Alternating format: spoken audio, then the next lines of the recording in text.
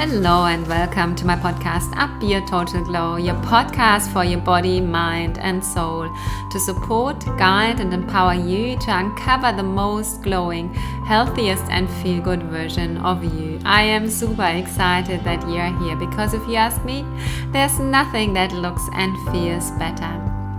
In today's episode, I'm speaking with Mia Moran. Mia is a mom of 3 teenagers, an entrepreneur and coach, and she also makes time for her family, for her wellness, and for joy. And she is on a mission to empower 1 million moms to feel a deep sense of ease and balance. Mia's business plan, Simple, helps women to ditch overwhelm and wear all their hats with ease. Sounds too good to be true? Yeah, I get you. But it is. Mia is an absolute powerhouse, and her planner and programs are focused on making health, family, home, spirituality, productivity, and entrepreneurship more easeful and supported and fun. And just between you and I, Mia has also written a bestseller, which is, I believe, Eating Well as a Family, and was published 7 years ago. So without any further ado, here she is, the amazing Mia Moran. Enjoy. Hello, Mia. I am so excited to have you here today. Thank you so much for taking the time. I really appreciate it. How are you? I'm great. Thank you so much for having me here today. This is so much fun. Yeah, And across the world, right? Like I feel like we're like on opposite sides of the planet and we get to have this fun conversation, which is so fun. it's amazing, isn't it? Yeah. Yes, it's Yay to amazing. technology for some things. Yes, absolutely. I would love to right away jump into it, and maybe you could introduce yourself a little bit. Absolutely. So I'm Mia. I am a mom of 3 teenagers at the moment. I can So relate. I know. So they've been in all the phases. I'm actually releasing my first one to college in just a few weeks, which is kind of sad. Mm, So I'm the mom of 3 teenagers. So when they were a lot younger, so the oldest was probably around 5. I think I had basically 3 kids under 5 because they're mhm, 2 years apart. I, at the time, had a graphic design company. So like I was feeling like I was really successful. I had managed to have these 3 beautiful kids. I married my high school sweetheart. We're still happily married. We had bought an apartment. Like it just felt like if there were boxes to be checked off, I mm, had pretty much checked all the ones that I could imagine, kind of and more. Like there were certain things that I didn't even like know I could have. And there was this one day where I was sitting at my desk, and I had one of the things I had also done was I had sort of rearranged my schedule so that I wasn't working like these crazy 40-hour weeks. Like I felt like I had also somewhat achieved some work-life balance, and I would come in a little early. My husband would go a little late. We had somebody watching the kids in the middle. So it was like 3 o'clock in the afternoon. And I was thinking I was going to go home and like be a mom and stop my workday. And I just remember looking across my desk at this stack of coffee cups and being like, oh my gosh, what happened? Because mm, there was a lot of them, which pretty much meant I had been to the coffee shop that many times in the day, which I was like, how was I productive? But also, I was like, caffeine is supposed to make me have energy, and I'm freaking exhausted. So it was just this moment that led to a lot of other little moments where I was just like, whoa, what is actually going on? And I had like slowed down enough just to be like, just to ask myself, like, really, is this it? Like all those boxes all of a sudden had literally no meaning. And I remember just having this realization that I knew I should have more energy than I had, even though I was a bit sleep deprived, but I just knew I should have a little bit more energy. And I attached that to, at the time during pregnancy and nursing or whatnot, I had put on a lot of extra weight. And so I sort of attached that in that moment to that. And I was like, okay, Mia, like, what would it be like if I just got healthy? And so one thing literally led to the next. I think the next like decisive move I made was instead of going home that day, I called and said I'd be a little bit late, and I went to a yoga class. Amazing. And at the yoga class, I am very much an introvert. I just want to say that, even though I'm like here now, like this has taken some like skill building. Like I'm Mhm. very much an introvert. And I'm not someone to always introduce myself to like the room. And the teacher just like, I was like, the whole class, I was like, I have to meet this woman. So at the end of class, I probably super awkwardly said something. I don't even know what I said, but I like went and introduced myself to her. And basically by the end of our conversation, like I was a graphic designer. So I was designing their new website. And she was like, I know exactly how you can get healthy. So the next day, I sort of found myself at her house with my next steps. And so that became my path, just sort of one step after the next. And her step was pretty drastic. I actually was like, whatever you tell me to do, I'm just going to do. And I went raw vegan. I Oh, was in my early wow. 30s. Yeah. I had no idea how to cook. I like literally didn't know what kale was at the time that I agreed to do this for myself. And the thing was, is she wasn't a cook either. She just believed in this methodology. So she was the perfect teacher for me because she just gave me 5 recipes that were the simplest things ever. And I literally ate those same 5 things for, I don't know, longer than I want to even admit, months until I couldn't do it anymore. But what happened is, in changing my food and making it manageable with 3 small children and this company and all the things, I got healthy. I got off medications I had been on forever that I just didn't even know I wasn't supposed to be on. I had awful allergies. So every single day I took allergy medicine. I had all sorts of weirdness with my menstrual cycle. So I took medicine for it, like always. I couldn't see this until a little bit later, but like about 2 or 3, sometimes 3 times a year, I would get these awful ear infections. And I always took antibiotics for them because my eardrum would rupture. I like have not had that issue since. So like Mhm. I had had that 3 times a year my whole life for my first like 30 Wow. whatever years of my life, and I never had it again. So in the midst of it, I also found out I had like autoimmune stuff. So I probably have celiacs, and I just didn't know. And so there's just like this whole like understanding of, oh my gosh, the food I put in my body actually is doing something and could nourish me and could help me feel really good in a way that I literally didn't know was possible. So that was the beginning of the journey. It led to books and, where I am now, but I'm assuming we'll get there over the course of this conversation. Absolutely. I love what you just said, that I think so many can relate that we find ourselves all of a sudden somewhere, don't even know how we got there, and then just need to start at some point and take it one step at a time. Obviously, you leaped at times, and that's okay too if someone wants to leap, but not necessary. Well, I leaped, but I made it doable. So if Yeah, I had have leapt and been like, I want to eat raw vegan and I want it to look like a restaurant, I yeah, would have never succeeded past 24 hours, right? yeah. Like if I had have even leapt and opened a cookbook, like at the time, I didn't even know how to read a recipe. So literally this woman had me in her house and she showed me how to make a smoothie. Like who doesn't know how to make a smoothie? She showed me how to make a smoothie. Like she showed me the things. And so then I could just repeat it for Mm. the next however many months. And then when I really like started to get sick of it, but I was noticing how good I felt. I mean, I did things like I figured out a few restaurants that could serve me food. So like within those months, like every once in a while I go treat myself to a meal or something. But when I got sick of it, I was like, okay, I need to learn how to make something different. And I literally Googled like raw food classes. And this class came up by this woman who literally lives a mile away from me. And she was teaching a class. I think this was like a Wednesday or Thursday. She was teaching a class on the Saturday. I know that I would have met her at some point because we have many friends in common, but I didn't know her at the time. Mhm. And it was the last class she ever taught. And it was like Wow. on that Mm. Saturday. Was And I meant to Googled be. her, Mm. like I Yeah. literally Googled her. Yeah. So it was just like, oh, like, like it's just the next step. And then I learned how to cook. And then once I went to one cooking class, that sort of taught me like different ways of like it sounds really dumb, but like I literally quit like I'm also dyslexic, so I think like when I read a recipe it was like super overwhelming to me.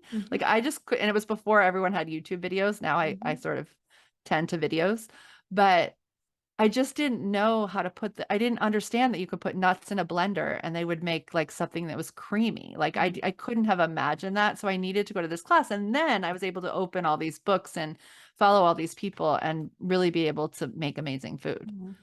I love what you say. So there are 2 points I would like to point out in particular. So one thing that you said, we can start anywhere, even if we have no idea, no background, and feel like, yeah, we are maybe really naive in this or dumb, or, it doesn't matter, just start. So I love that you were so open and shared this. And the other thing that really, came for me is that, sometimes we think how we feel is just normal, and we don't really know how good we are supposed to feel until obviously we change the state we are in, we change our bodies, what you did, and then all of a sudden you had this energy, and then it spiraled further. I thought you very, very beautifully described that. I would Yeah. love to go a little bit deeper into your journey, because you were very humble there and said, yeah, and then, there were a few books. I would just like to say here, there is a bestseller book in this whole story. So would you like to tell us about this book? And then Yes. we go a little bit into what you do now. Yeah, so basically I started so I'm a graphic designer by trade, right? So that meant I like loved making books and magazines, like that's what we were doing for clients. So when I started this to change my food, I like this was before podcasting existed, or I guess really before podcasting was made. It was before podcasting was a thing. It was before you could like go and design just a website on WordPress. Like it was Yeah. before all this. And so I had this instinct to interview people. And so I actually ended up creating a magazine because I just wanted to interview all these health gurus. And one of the things that happened while I was doing that was the ones who kept saying yes for some reason were men. I don't know if it's just because there were more men at the time. Probably there were. And they were all older. So they all had older kids. So I had these babies and I just felt like their kids were so old. They were probably teenagers, right? I have no idea. But the story that was like overarching to me that just stuck with me is that they all kept sharing that their kids didn't eat the way that they did. And that was really, really surprising to me, as a new mom who like wanted the best for my kids. And at that point, I was starting, like, I actually didn't start. One of the other ways I made it doable was I actually didn't start by bringing my kids into it. I really put my oxygen mask on first. And then it became pretty clear that like, if I felt this good, then my kids definitely shouldn't have runny noses all the time. Yes. And so I started folding them in. And so at that point I was like, all right, there's got to be like a missing intersection here. So then I started interviewing all the parenting experts, and I was like, how do we like facilitate this? Like, how do we make them want to take care of themselves in the way that we didn't want to take care of or didn't know to take care of, or I didn't know how to take care of myself. Let's say that. And so I started getting into this whole thing, and I eventually got certified actually as a parenting coach. And then I just wanted to put this all together. So I wrote a book called Plan Simple Meals, which was the one that became a bestseller. And what we did when I wrote that was I just had this instinct. This was definitely before the pandemic. This was about 6 years ago when we're recording this. And I had this instinct to go on the road. Like I just wanted to meet as many women as possible. And for some reason, I was drawn to the West Coast of the US, which, if you are from the US or you know the US, you're laughing because those people have known about healthy food for way longer than me. So we went out west. We drove, like, we spent a year, like, just driving to all these places, going to all these places. It was so amazing. And I met thousands of women, but the ones in California really struck me because the rooms were fullest there. And I would look out and I was like, had come in with this talk about what kale is and how to make green smoothies and how to get your kids to love them and the magic of sitting down at the dinner table, all which, like, everyone still drank up. But at the end, I was like, what is going on? Like, you all go to farmers markets, you know what kale is, like, what's happening? And it's when I really realized that what was going on was everyone was just too busy and they weren't pausing long enough to make time for what really mattered to them, which they were saying was their health, but their sort of life wasn't reflecting that. And so that really got me into the work that I do today, which is, well, how do we make space for all the things? Like, how do we give food and wellness the space it needs and do meaningful work and mother in the way we want? Like, how do we basically do it all in pretty much like a model, in a society that told us that we have to choose the second we have children or the second we get a career? Absolutely. And this is why I'm so excited that you're here today, because I'm hoping to learn lots from you, because I would say I'm a very driven person. I love my business. I love what I do. I love being healthy, but I do feel my planning can definitely improve. And obviously, I know that, yeah, your mission is to support, I think, 1 million moms. Is that the Yes, that number? would be great. Like, I'll this is take your, whatever, but one is fine. you will start 1 there. to You will 1 start with million. 1 million Yeah. moms and then go further. I'm sure of it. I have no doubts. So you will empower 1 million moms to live a life more balanced and more at ease, if I got that right. And of course, Yes. I want this too. So please share with me, how can we wear all the hats and, yeah, still be more balanced, more at ease? So what like a high level thing, and when I went back, so after I got back from that book tour, I was like, okay, what's happening? Like, and the things that I, was pulling from my own experience were the time I changed my food, which everyone was like, how did you do all that? Um, and also then writing the book as somebody who is not a writer, and then going on this, taking my kids out of school for a year. So it was like these three things that actually felt really easy while I was doing them. Like if I thought long enough about them, I could intellectually understand that there was a lot of moving parts and that they weren't that easy, but they felt really easy. And so and it made me really like, so then I went back to when I changed my food. And one of the things that I did was I really envisioned, like once I started getting little hints of like feeling really well, I envisioned like my life farther out. Like there was no longer all these details to tend to. Mm-hmm. Like I wasn't running home to change diapers. Like I really could see like our life, like with me with teenagers or adult kids. Like I don't know how far I was going, but like I Mm-hmm. could really see myself like with gray hair, like vibrant, standing tall. I Mm. could see the work I had done. Beautiful. And so I think that there's a lot of power to going out into the future that you can and really see it and feel it like in your body. Because and every time I do a lot of like guided meditations around this, and every time I do it and we share, women always are like, yeah, I was healthy, I was full of energy. Like some people will say they feel like they grew like 5 inches. Mm-hmm. And I feel like when we plan, we have to be planning as her.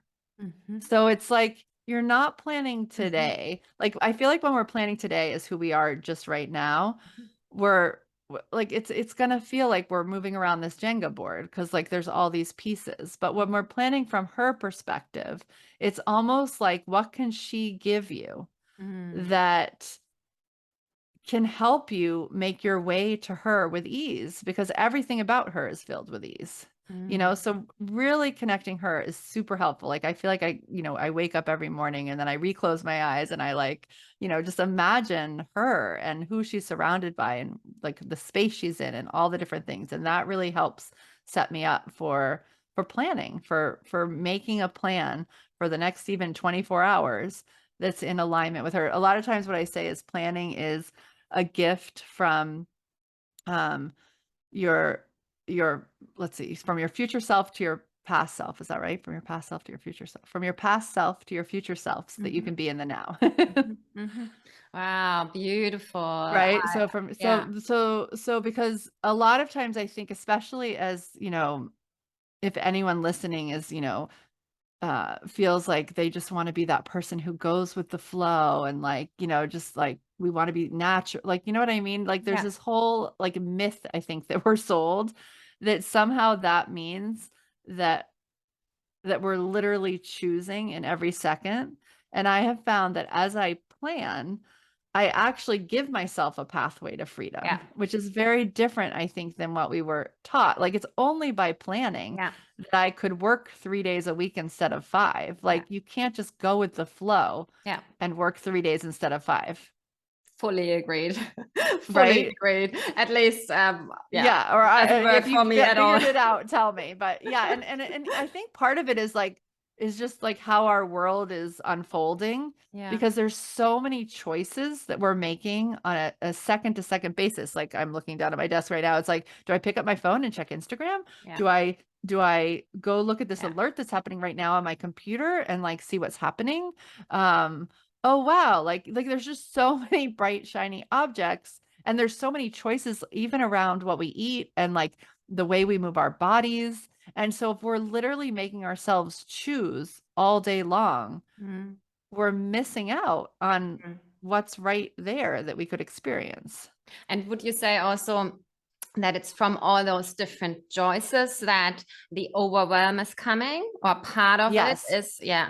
So Yeah. how do we try not to be so overwhelmed by it? Have you got any action steps or any tips for that? By all the choices. Yeah. Well, So so just for me, prioritize, or yeah, so again, it's like, and your audience is mostly women, true? yes, absolutely. I mean, so, and I don't really think it's about women and men, but I definitely think it is feminine and masculine. And I think a lot of times women draw from the feminine more often. Though that said, we're living in a very masculine Mm. world right Mm. now.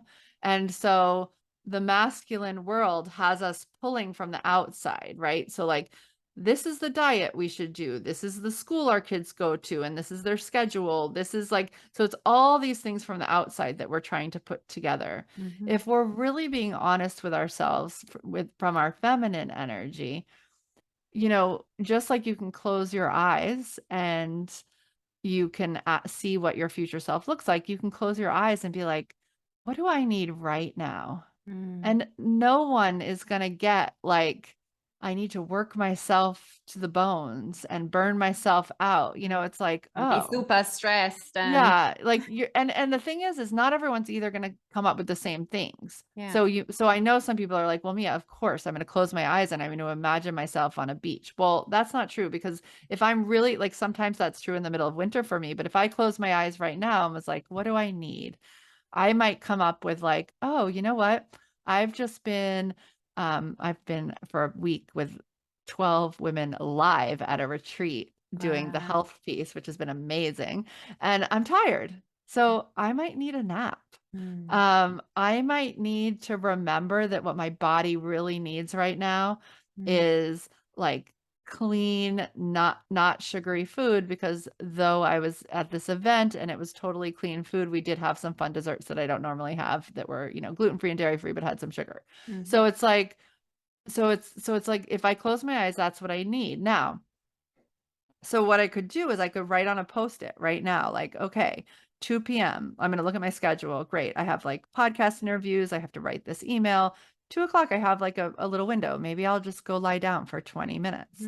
I'm doing this on the fly. Like, usually I actually do this for the week, but then, and then I could be like, okay, for lunch, Mia, that's a salad. Because even if I'm just planning a couple hours in advance of the thing, I'm more likely to do it. I'm more likely to follow through. Whereas at 2, I can promise you that a kid is going to walk in the door and have something they need.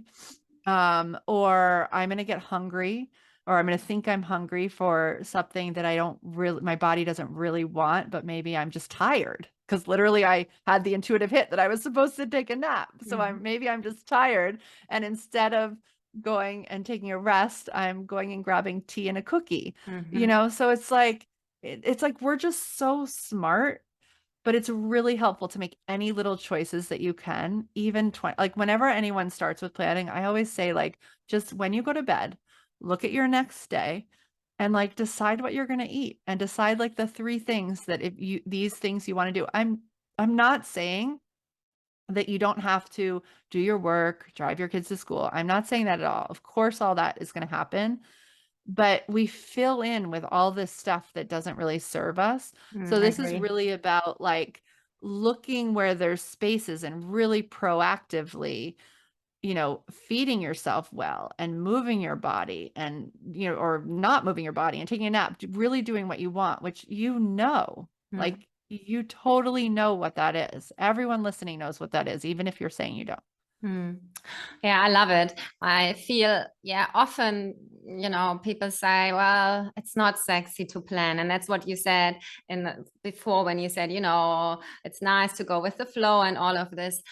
But it's so true. When we commit to planning, we actually free ourselves. We create space for ourselves to actually do the things we want to do, and don't get hung up on things that actually either don't bring us to where we want to be, or even worse, make us feel horrible in the end. So and I have two things about that. So two things. One is, so we have a free course on our site called From Overwhelm to Ease, which anyone can go get. I'm sure you'll put the links in the show notes. But one of the first things that we go through is just our own relationship to overwhelm and ease. Because here's the thing, we all say we want ease and joy and fun, but actually, for many of us, overwhelm actually feels safer because it's how we've been going. So sometimes the work actually starts like, we've set ourselves up in advance for not even like choosing the things that are going to be more easeful because the other feels like what we're supposed to be doing, right? It's like my whole setup with all the things that I had created, and then being like, wait, I'm actually miserable, even though I have all the things checked off. And we feel really bad because in some level, like, we're privileged to have that feeling. And so it can feel really bad. And yet it's true. It's like our truth. Like, we really don't feel good. So that's one thing. The other thing is that I alluded a little bit to the feminine and the masculine. Yeah. And that's one of the big ways that the way we plan is a little bit different. So one of the reasons that I think planning can feel really restrictive is that we jump right into, like, so planning itself is a masculine framework, which is kind of good because, like, a lot of philosophers and amazing people who talk about the masculine and feminine and how they work together explain that it's like sort of like the masculine is here to serve the feminine. So it's essentially here to hold us, hold the energy of the feminine, right? Yeah. So it's like this, it's the structure, right? So the feminine is the intuition and the masculine is the structure. So I think what sometimes we do is we jump to the structure too quickly, and that does feel like trapped. Like, it feels like we're trapped. And what we're doing is we're jumping to the structure, and we're actually taking like ideas, from outside of us and trying to fit them in the structure. That's the Jenga. So what's a really important piece is that piece of really tapping into your intuition or your future self. And then the more feminine way to plan, where some of us get stuck, is to write lists. And so you might be like, so we write lists all the time. I call them brain dumps in my program. And so you might be doing one for today or for the week or, for a goal or project you're doing. But the idea is that, like, okay, I'm just going to use the week as an example. Like, what does next week bring? And so I'll just like put all the things down in a list of what next week brings. But the place where we get stuck, I think, as women, is that becomes our to-do list, which is endless, because the thing about our wise intuition that wants me to find 1 million women to help and, all these things, it doesn't understand time. Like, it might take my whole lifetime to reach 1 million women plus my kids, like, because maybe they'll take on the baton, who knows, right? But like, intuition doesn't know, it doesn't understand time. And so we write these lists, and then the overwhelm comes from when we look at these lists and we're like, oh my God, like, I wanted to do all this yesterday, and it's today, and then there's tomorrow. And like, we just don't understand it. So the structure, when we do these lists, because that's our heart, like, that's our heart and our getting onto paper. And then we have to take that and we have to put it into time. Like, that's the structure that's going to contain what our heart wants most, is the time. And so it's this like beautiful back and forth of like, I usually plan 90-day seasons, and I sort of know what each month is going to bring.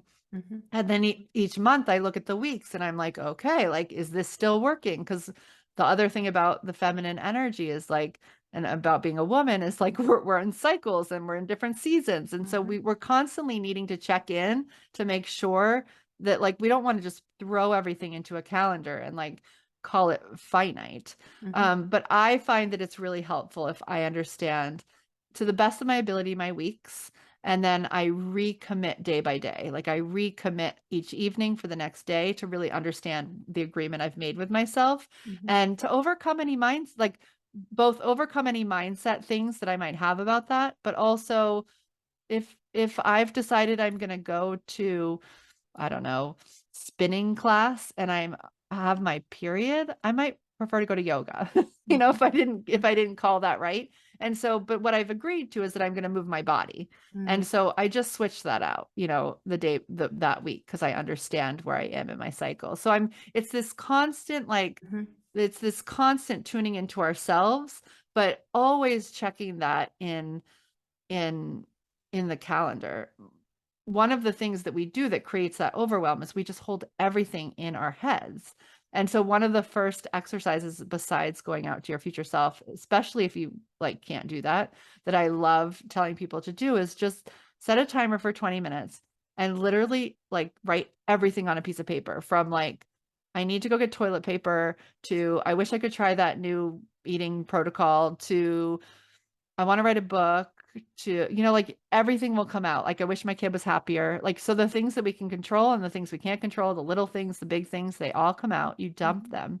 And then it's kind of like, I feel like the best analogy is like Marie Kondo, when she explains how to clean out your closet. She says to get everything out of your closet and then put it on a bed, and then just like look back in your empty closet and see how that feels. And it's the same thing. It's like, let yourself feel your empty brain for like a day.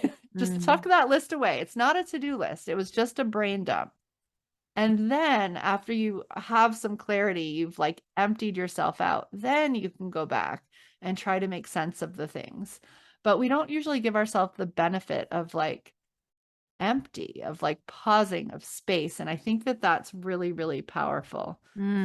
Beautiful. Absolutely. I can relate to that too. But I totally loved how you explained to merge the masculine, the structure, the stability, the framework with the feminine, the intuition. I think, yeah, for me, this makes total sense. And when I think about it in this way, because I'm very much like you described, I've got my to-do lists, but they can get way too long, and if I don't watch out, then I can get into this mindset of, beating myself up. Why don't I get this done? And when it's not realistic, really, I know that. So I love that you said, merging the two, the framework with the intuition, and then also adjusting and making it realistic and checking again and again with yourself. Okay, is this still realistic what I set up for yesterday? And adjusting it. So I love that. I think that is so helpful. And when you think about health and meals, like that's the thing that like you really can see how that never has been that way. So as I was with all these women in California, eventually I had them all taking out their phones. So they would have these meal plans that they wanted to create. Like they would buy the food, they would go to the farmer's market, they would have a beautiful array of vegetables. And then they'd be like, but I just can't, like, I don't have the 5 minutes to make them. Well, first thing is, it doesn't take 5 minutes to make a good meal. Like that's what the magazines want to tell us, but that's not true. Maybe like, a smoothie that takes 5 minutes. Maybe a smoothie. Yeah. And you can get smart. Like you can prep everything on Sunday so that all you're doing is warming up for 5 minutes if that's what you have.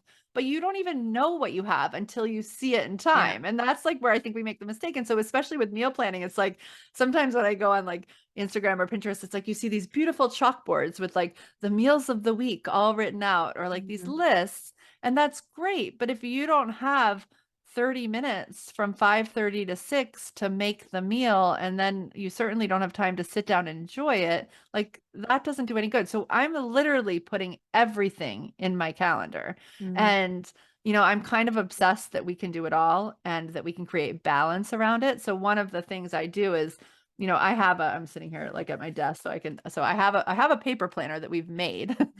But I almost think Amazing. our planner is more like a journal meets planner. So my calendar actually is in Google. And what I do is I color code the things. And so if I look at my week, it's like, whoa, I have a lot of green, which is self-care. Like, Mm, cool. Like, I'm really taking care of myself this week. mm. And like, wow, like I have the red, which is marketing my business, or I have pink, which is like connecting moments with my kids. And I can literally see That's all the beautiful. things Yeah. popping off my calendar, and I can feel the balance just from looking at the colors. I love And that. to That's a me, great that is idea. just like, it's like, oh yeah. And some weeks aren't like that. Like some weeks I'm like in the midst of a really big work thing.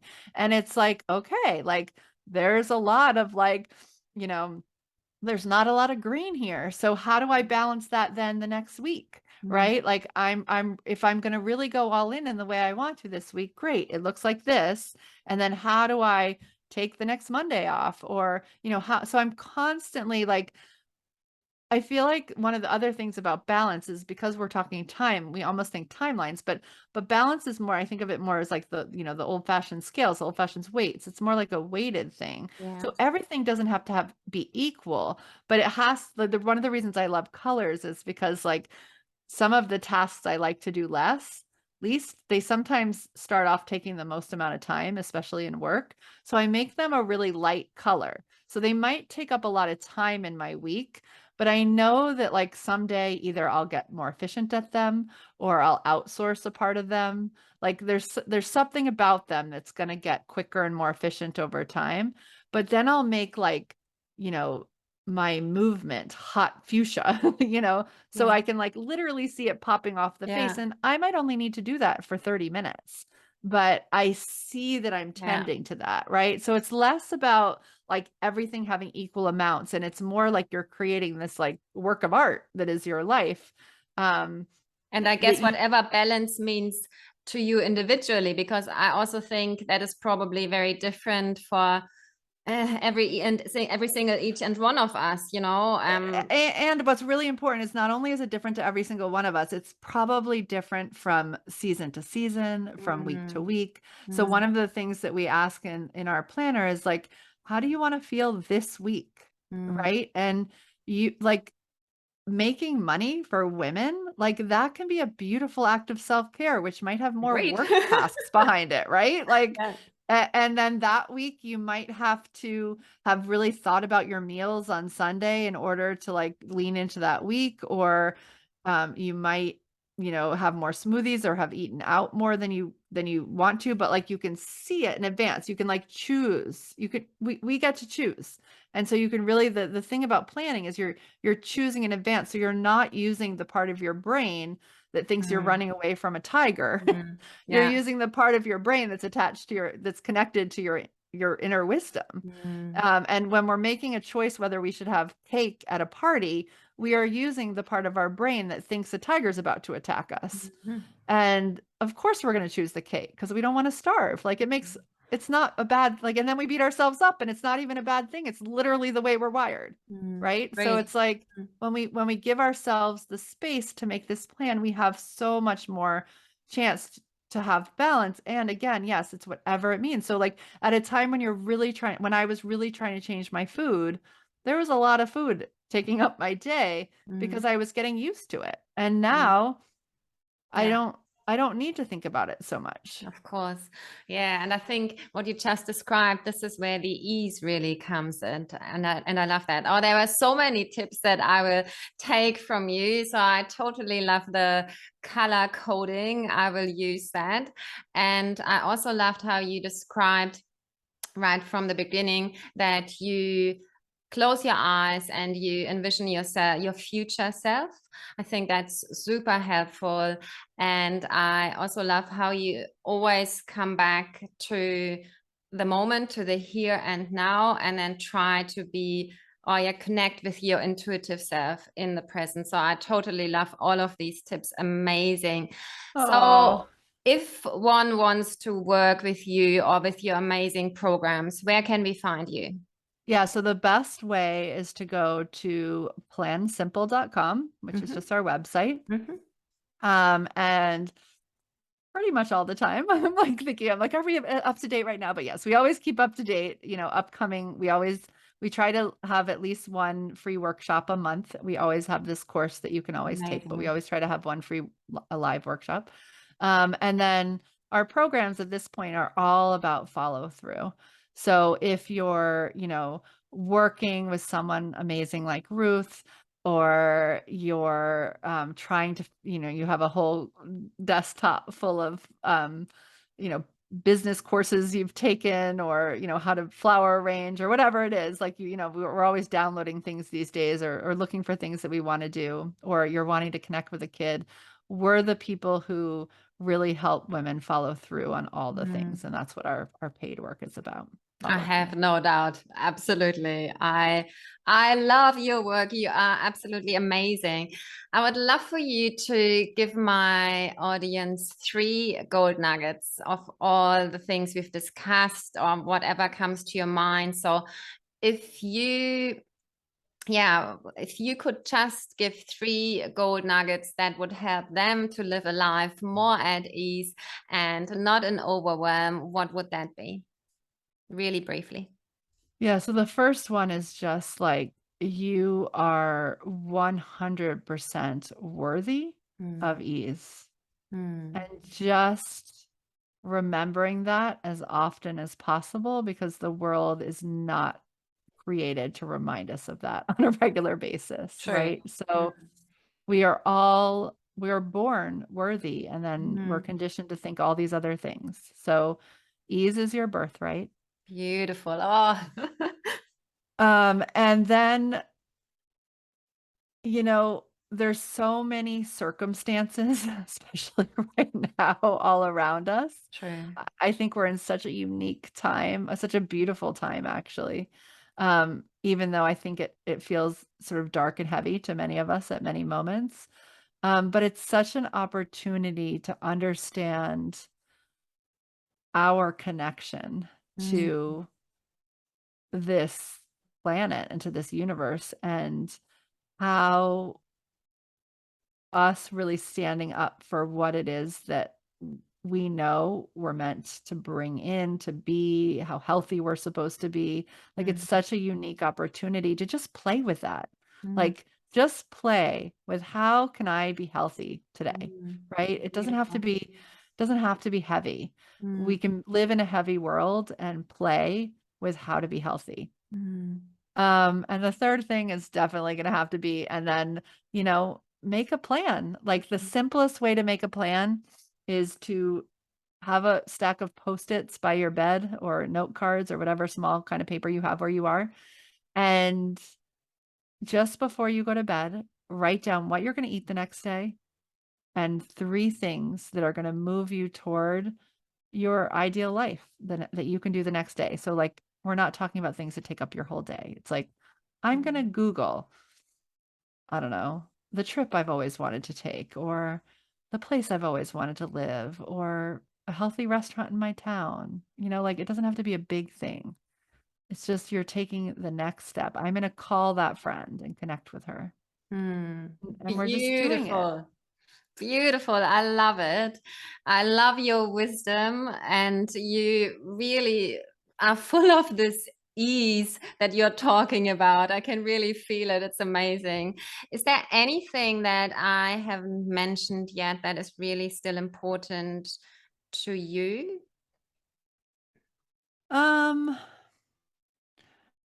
Just that, as women, like, I mentioned the seasonal aspect, but Mhm, just be really honest. Like, even I'm always conscious of what ideas I'm throwing out there. Like, I don't want anyone to think they have to be raw vegan. I will clarify, I am not raw vegan mhm, anymore, but it was a phase that was really important to my mhm, evolution.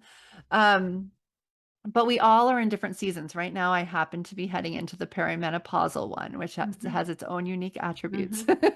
Agreed. I'm also heading into the fall, right? Which Mm, is, and I'm heading into a season where I'm releasing one kid, which feels really sad. mm, And so we have this, like, vision of what we want, and then we can respond to it appropriately in this season, mm, right? So I may see a book in the future and that I'm writing, And then this might be a season where I want to connect with people. So maybe I'm building my audience, or maybe this is a season when like I like, for example, in January, I'm like total like hunker down person. Like I don't want to see anybody. So maybe that's a season I write.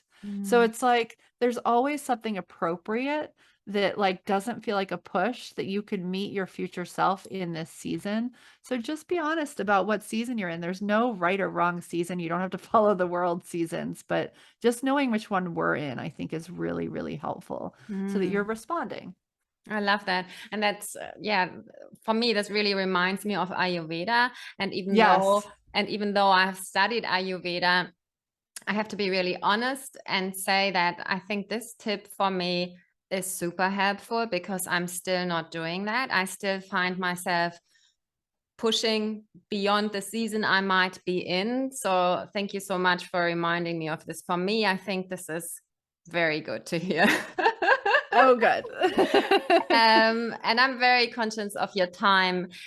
So thank you so much. Oh, thank you for Maybe, having me. maybe I could have you back at another time because I know you're Absolutely. so full of wisdom, and I'm sure my audience will absolutely love you.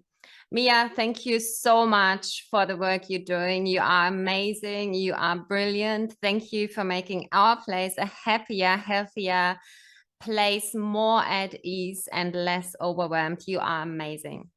Oh, thank you for having me. Take care.